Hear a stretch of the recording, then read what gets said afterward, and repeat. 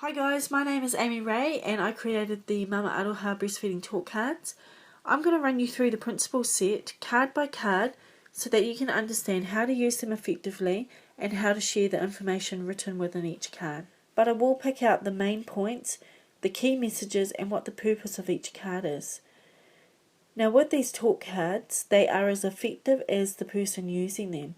So what that means is if you take the time to read through each card, get to know each card, you will become more effective at using them when you're talking with breastfeeding mothers. The best thing about these cards is that they are simple and easy to use, so most of them are self-explanatory, and of course they are designed for you to add your own style of teaching and pick out relevant points to your discussions. Also remember that each card often leads into other cards. So as you're talking with a mother about a topic, you may need to expand into other topics. So you may find that you're flicking from card to card, which is great because it keeps the mother interested. Now with the principle set, this set is written in first person language, and this is to allow you as the user to speak directly with the mother.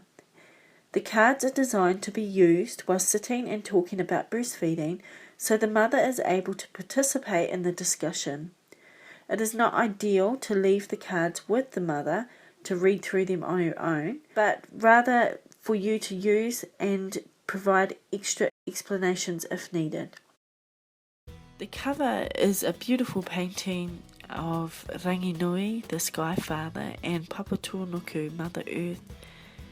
In this painting, Papatūānuku represents motherhood and how we as mothers are responsible to nurture, nourish and sustain our future generation. Just like the land nourishes us and will sustain our future.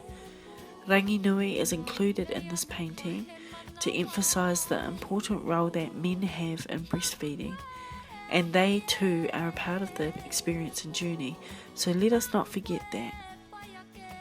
The purpose of this card is to emphasise to mothers that breastfeeding is the natural and normal way to provide nutrition for a human baby, and that this is and should be the norm.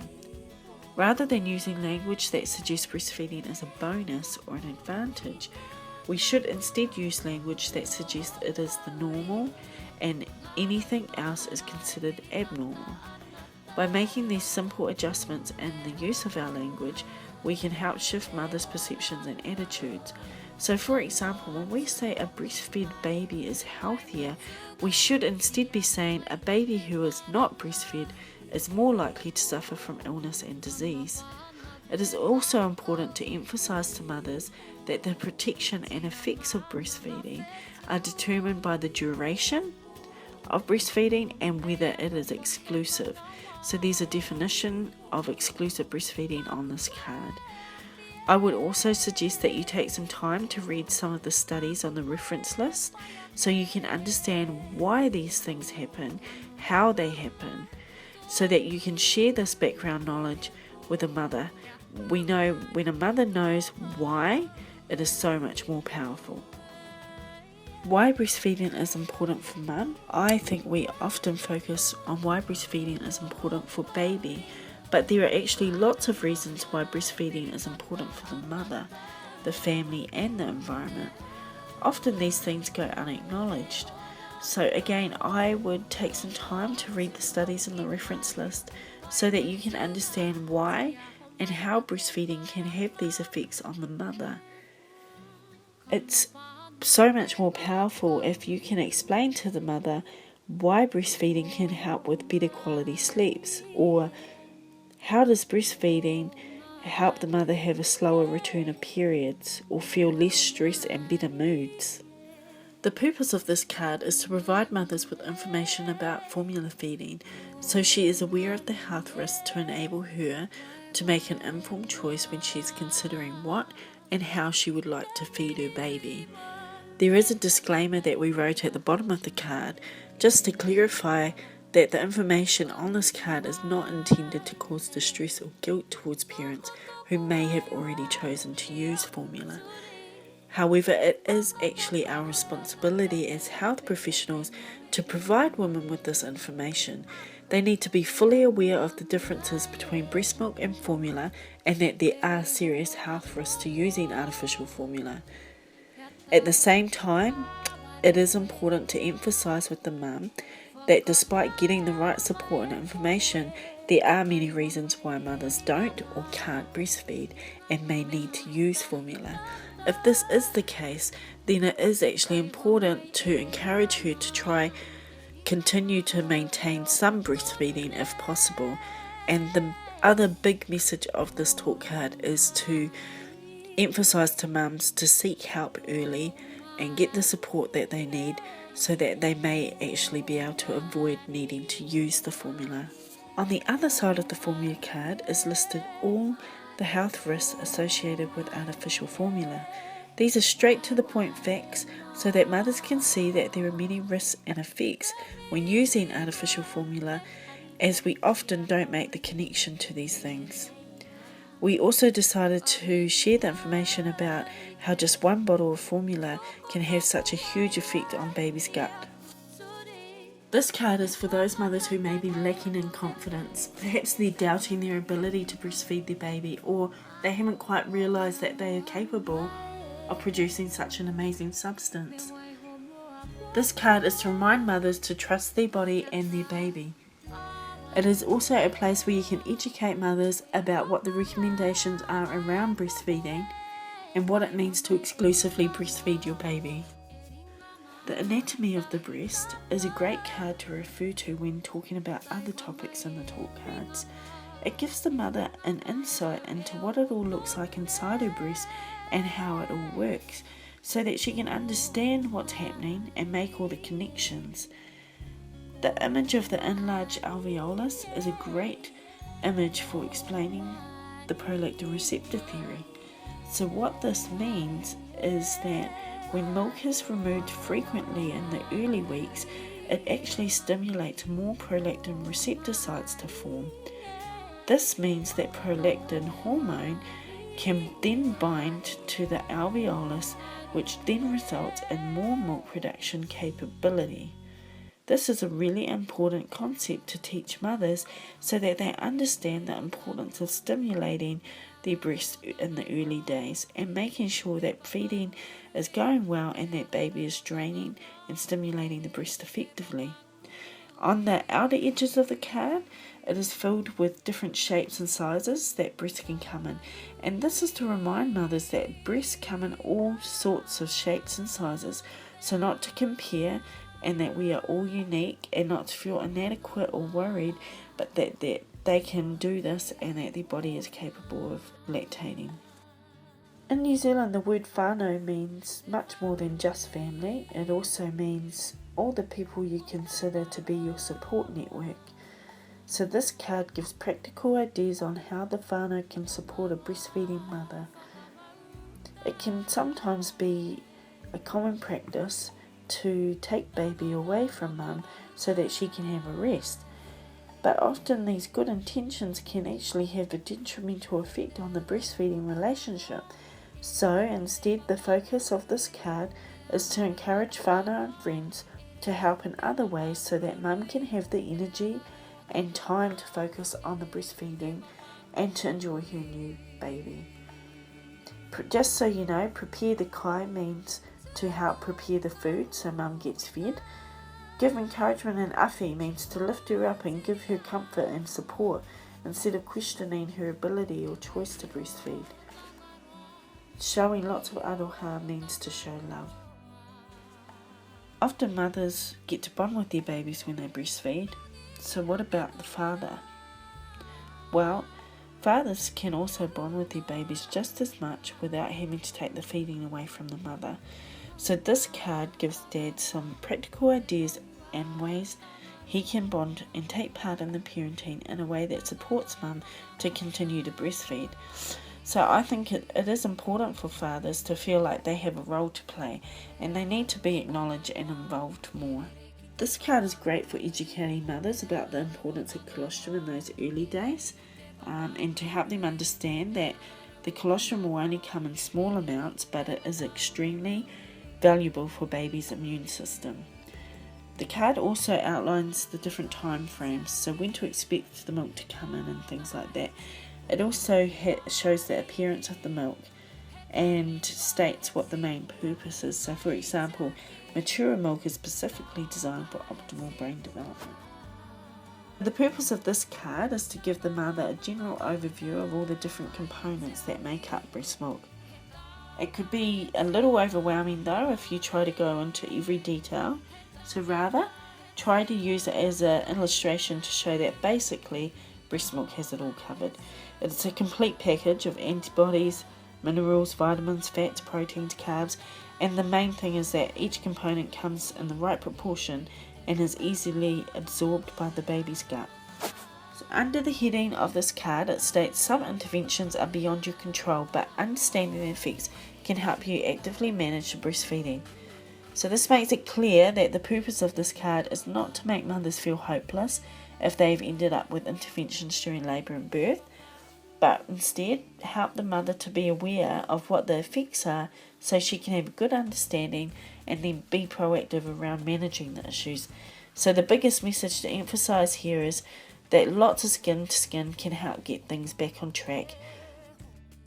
You know, a lot of mothers want to know what they can do to prepare for breastfeeding, and there still seems to be a lot of old practices being passed around. So most of the suggestions on this card actually focus on education, so that mum can feel well informed and more confident to seek out help and ask questions when baby arrives. It's great if mothers can have an idea around what to expect and what's normal and what's not. Antenatal breastfeeding has also been included in the content, as studies have shown that this can be beneficial, especially if there is a need, such as a diabetic mother. But it also states to consult your midwife or lead carer before suggesting this, as it needs to be advised with precautions. This is a great topic to cover with women during the antenatal period as they're getting closer to their birth and, thinking about their birth plan. The photo shown in this card is actually a special moment captured at the birth of our third child. I felt it demonstrated the interaction between a mother and baby just moments after the birth, and also shows how the father can be part of this bonding moment as well. So in the left hand column there are some self-explanatory facts around what happens moments after the birth. Then on the right hand side is a sequence of events that a baby may go through, and these were taken from Woodstrom's study in 2010. So the best way to really absorb this concept, I feel, is to encourage the mum to watch a YouTube clip video afterwards so that she can see for herself. Skin to skin can be a critical component to successful breastfeeding, and so the information within this card can educate a mother about the importance of this practice. There is plenty of research to suggest that placing a baby in skin to skin contact with its mother can have some amazing effects, and so these are all listed in bullet points on this card. One thing to make note of is that this should be done safely. So at the bottom of the card there are a few points to consider to ensure mum is having safe skin to skin.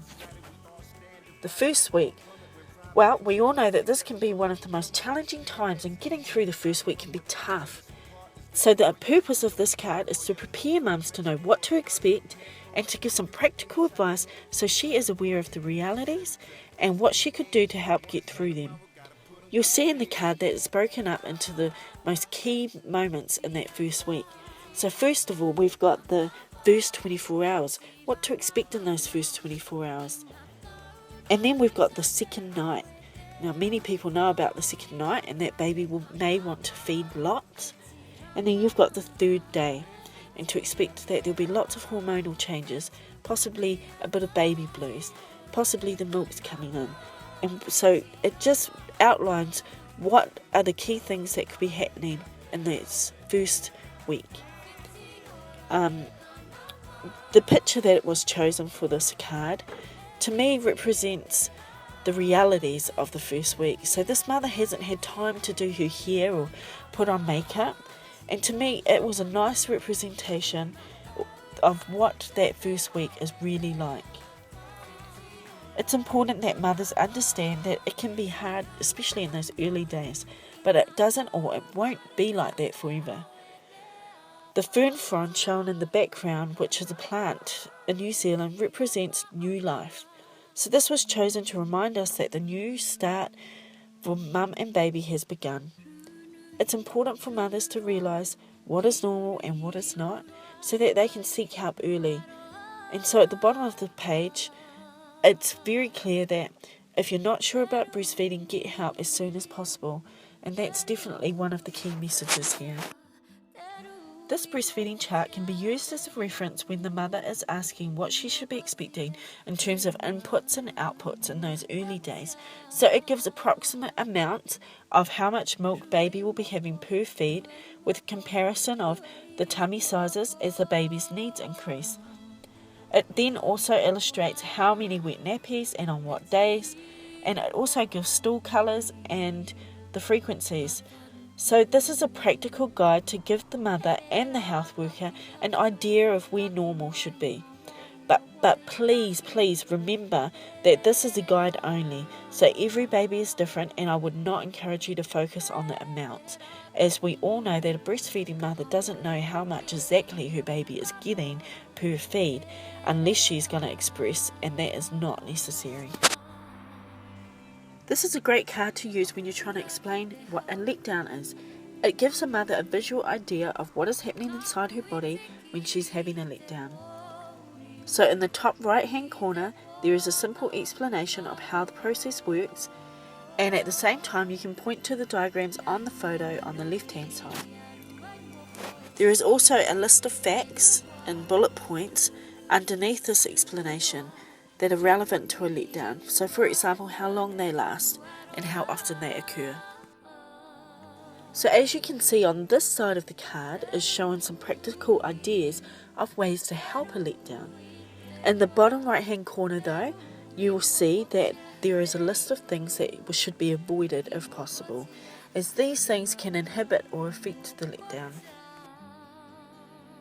If a mother asks you how often she should feed her baby and for how long, there are actually many things to consider when answering this question. But milk storage capacity is a really good place to start. See, milk storage capacity relates to the amount of milk stored between feedings. It is not related to breast size, but rather how much milk the milk-making tissue can hold. We don't know how much milk-making tissue is inside a mother's breast, but often baby will know how much milk and how often he needs it. See, a mother with a small storage capacity, as seen on the left side, can make the same amount as the woman with the larger storage capacity on the right. All it means is that she would need to feed her baby more frequently, and baby may drain the breast quicker, but they are often faster to refill. So, a smaller capacity means baby may feed more frequently, but the breast will refill faster, enabling her to produce the same amount as the larger breast capacity. On the other hand, a larger breast capacity would mean baby would feed less frequently and the breast would be slower to refill. Either way, both can produce the same, 800 mils for example, but one would feed her baby 10 times say, and the other would only feed 6 to 7 times. So supply and demand is a very basic breastfeeding principle that I believe every mother should understand, especially if she's planning to breastfeed long term. So the best way to sum it up is basically use it or lose it. If you don't use the milk, then over time you will lose it, and there is a fine balance between how much your baby needs and how much your breast will make. So as a way to describe this concept, I have likened it to the breast being like a busy factory, the brain being the big boss upstairs, and the alveoli, I refer to them as bunches of grapes, which are like the workers downstairs.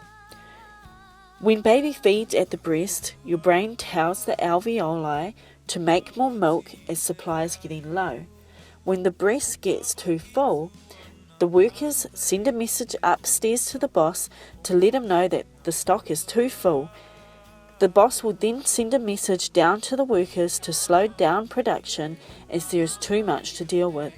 So the key message here is that full breast equals slower milk production, and a drained breast equals faster milk production. This is key concepts to understand in order to allow milk production to continue long term. Cluster feeding. This is a popular card as many mothers think they are not making enough milk, especially in the evenings when baby will often hit that cluster feeding period. Under the heading it states, watch baby's feeding cues, not the clock. So the reason the clock has no times is so mothers avoid getting consumed by the times, and also she can understand that every baby is different, but throughout a 24-hour period they will generally have a feeding pattern that looks similar to the diagram shown here. Where there is a block of time that baby won't settle and will want to feed frequently is where this is the cluster feeding period. Remember though that this is just a guide and every baby may be different. Most women wake up in the morning with breasts that feel fuller, so there would usually be a lower fat content. This low fat milk helps quench baby's thirst and makes baby more alert and awake over time. And then throughout the day, as baby feeds and sleeps and the breasts begin to feel softer, which means they would have a higher fat content, this milk is what helps satisfy hunger, is higher in calories, helps baby to gain weight and sleep longer. So often baby will feed frequently in the evening so he can tank up on the high fat milk, allowing him to sleep longer throughout the night. During the early hours of the morning is when prolactin levels peak, and so there is often more milk production during this time. Over time, this is what can establish baby's biological clock. Lower fat milk versus higher fat milk is a great topic to follow on from the cluster feeding card, as this is another important breastfeeding principle for mothers to understand. See, the petrol gauge shown in the centre of the page is used to describe how the fat content in breast milk works. So when the tank is full, or the breast is full and firm, there is a low fat milk content. This milk is low in calories and high in sugar, so it quenches baby's thirst, but too much of it can cause baby to be fussy, unsettled, gassy and windy, resulting in greenish explosive watery poos. When the baby is starting to feed at the breast and the breast is full and the baby is getting through the feed and the breast becomes empty and is getting drained, the fat content begins to increase. So this fatty rich milk is high in calories, which satisfies hunger, helps baby gain weight and sleep between feeds, which results in creamy yellow poos. So the key message here is that baby needs a good balance of both low fat and high fat milk. Neither of them is better than the other. The important thing is that there is a good balance between the both. The principle for mothers to understand is the principle or the importance of draining the first breast first and then offering the second breast if baby is still hungry. To finish off, I would often say to a mum, so baby needs the full course of entrees, mains and desserts, which is where all the fat is. The photo chosen for this card is about showing a mum who is looking and aware of her baby's feeding cues. Although he appears to be asleep, he was mouthing around looking for food. So when it comes to teaching mums about early feeding cues, the key is to observe and A common question new mothers often ask is, how do I know when to feed my baby? So this card is self-explanatory as it is broken into 3 sections: early feeding cues, mid feeding cues and late feeding cues. And under each heading it states what the feeding cues will look like. And it also states that early feeding cues are the most ideal time to feed your baby, and that late feeding cues are the least likely ideal time to feed your baby. So now we head into the latching and positioning section. And I have to say that the following 8 cards are the most well-used cards in my practice. I think they make up the number 1 principle to breastfeeding, which is latching and positioning. They are all visual with minimal amounts of words, as they are designed to be a tool for the mother to use while she learns to latch her own baby. I've tried to make it as though she is sitting next to another breastfeeding mother, watching and learning. The positions card illustrates the most common breastfeeding positions. You can also take this card to the next level and explain why and when some of the holds are used. So for example, the transitional hold is a great hold to use in those early days when mum and baby is still learning to latch. I refer to it as the beginner's hold, as some mums have said that transitional sounds very technical. So the cradle hold is often used when baby gets older and mum is more experienced. And then the laid back prone hold and the slanted upright hold are great when there are forceful letdown issues or latching issues or for that windy baby. It can decrease the air getting in and often allows baby to achieve a deeper latch.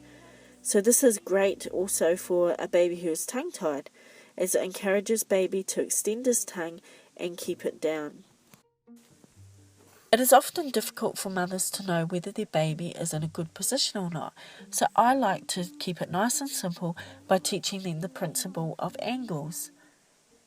This way they can apply the principle to any situation. So for example, if the mother has nipples that point downwards or out or straight ahead, whether she's just had a cesarean and can't sit up, or if she's feeding in the football hold or the transitional hold, either way, they can all be applied to the principle of angles. So in the first box, it shows how to align baby's head towards the nipple. And so this should all be in centre and aligned. The second box shows how the spine should be nice and straight, with no twists or kinks. And mum can use an imaginary line down the back of the centre of baby's spine to check. Then checking to see that baby's head, neck and spine are all aligned and well supported behind the neck. So again she can draw another imaginary line down the side of baby to check that baby is not tilted outwards but nice and straightly aligned.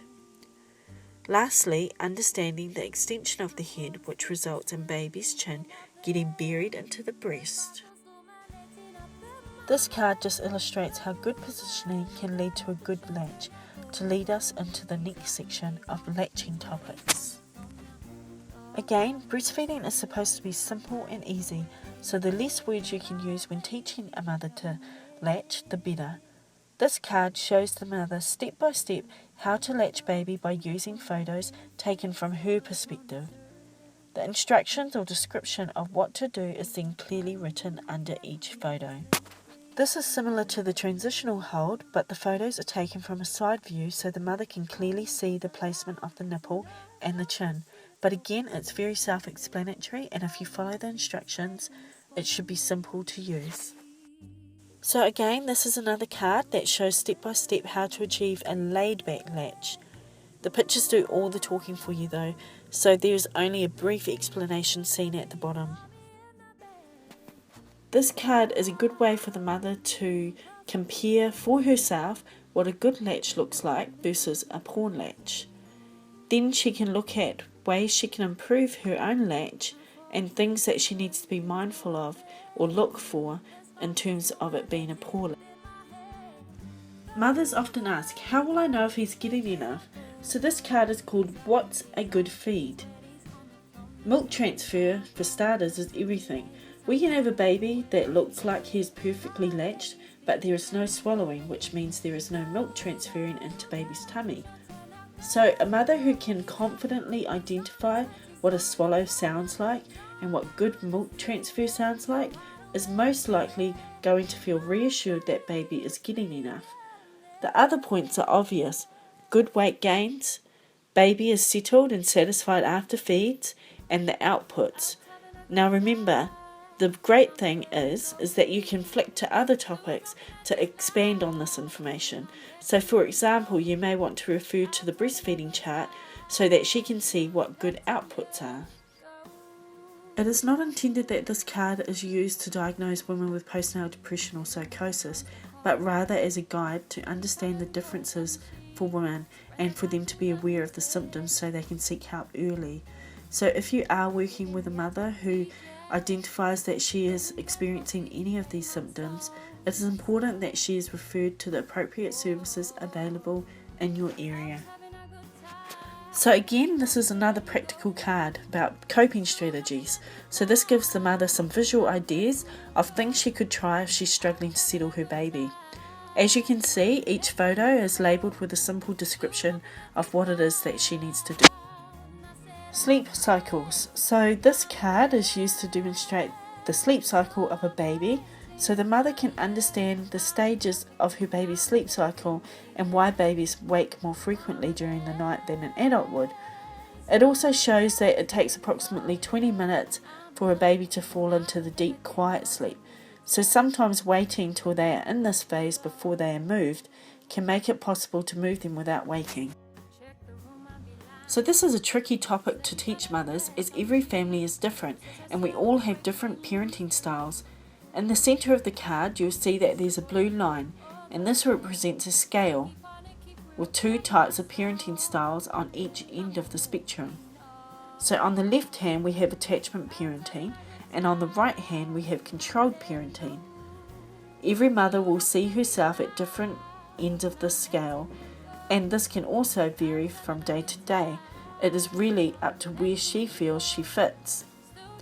It's important to acknowledge her choices and how she wants to approach sleep, but as a health professional, it is also our role to share with her the information and the effects each approach can have. So underneath the scale, it's got on the left hand side the effects of attachment parenting and what it's associated with. On the right hand side, it also has the principles of controlled parenting and what some of the effects are and what it is associated with.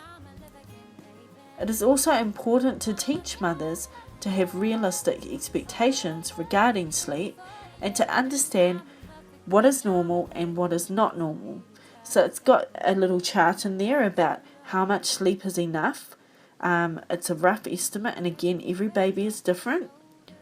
It's also got realistic expectations for a breastfed baby. So it is normal for a breastfed baby to wake for feeds during the night, and it's important that mums understand these expectations so they're not setting themselves up to fail.